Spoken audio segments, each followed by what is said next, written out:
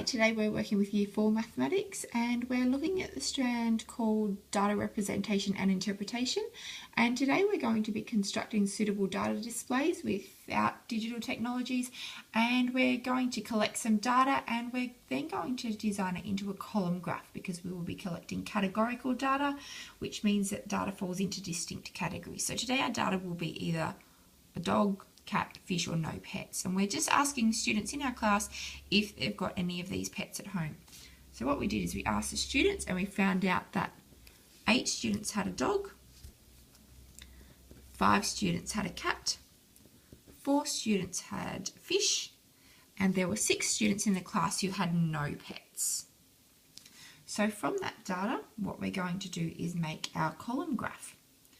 So to make our column graph, let's move the page down.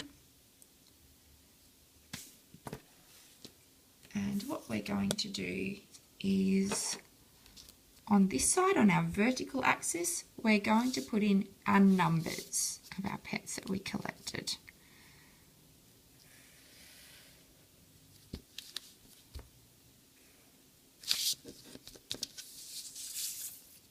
And on our horizontal axis, we're going to have the types of pets that are in the class.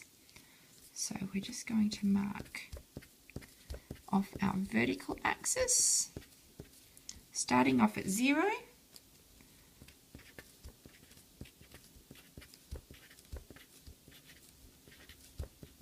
and we'll go up to 10, and then on our horizontal axis we'll put in our dogs,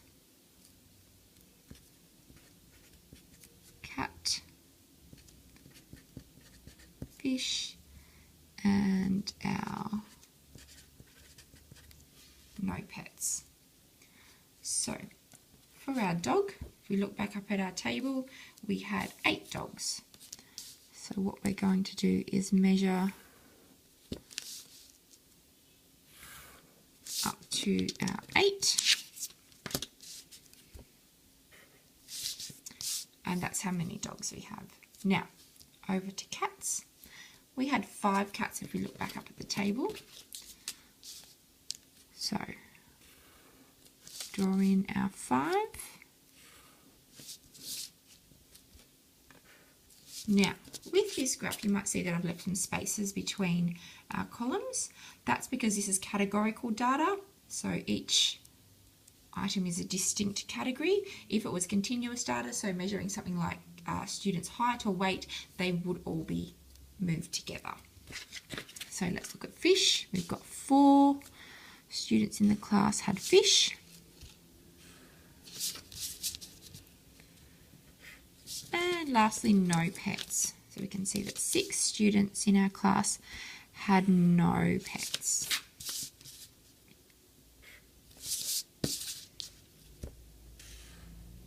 Now, what I'm going to do is label my axes so I know exactly what I'm looking at, and if somebody else looks at this data, they know what they're looking at as well. So down here, we're going to label the horizontal axis type of pets, and on our vertical axis,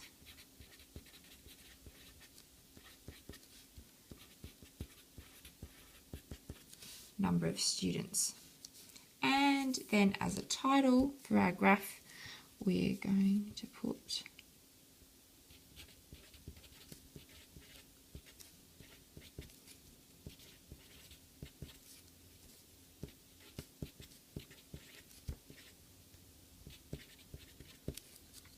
number of pets for students, not pets for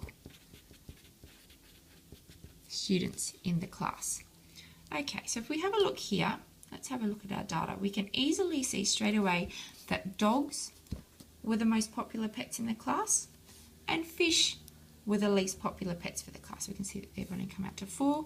Dogs have had 8. We can also see that 6 of our students had no pets within the class.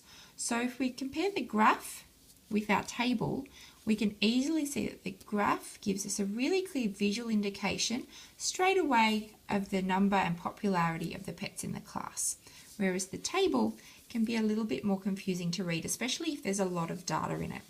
So thank you for watching, and I'll see you next time. Bye.